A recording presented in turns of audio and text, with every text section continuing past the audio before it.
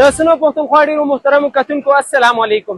عرفان حسین علی یم او دا وخت تاسو ته د هغه ځای نه مخاطب یم چېرته چې په تېرو ورځو کې په ضلع شانګلي تحصیل پورن کې سیلاب راغلی و او دلته یې ډېر زیات نقصانات کړي وو.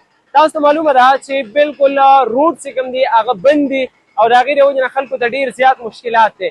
ولې ډسټرک انتظامیه د پاکستان فورسز ځوانان ریسکیو 112 هغې لګیا دي خپلې هلې ځلې کوي او روډونه کولاوي ځکه چې دلته ټولو نه زیاته مسله د روډونو ده. لینک روډونه هم بند دي، مین روډونه دلته هم بند دي او ځینې روډونه داسې دي چې هغه په خوړ کې وړلی شوي دي چې د هغې د وجې نه دلته څه امدادي پیکج خلکو ته رسي، نه دا شانتې د خوراک سټاک سامان هغې ته په صحیح ډول باندې رسي. د هغې دپاره خلک لګیا دي، کارونه کوي او ډېر زر چې کوم دی انشاءالله تعالی دغه روډونه به کلیر کړلی شي. نن موږ دلته خپله د هیومن رایټس کونسل اف پاکستان طرف نه دلته امدادي سامان راوړی دی خو چونکې روډ بلاک و نو او دلته د آرمي کسان لګیا دي روډ کلیر کوي.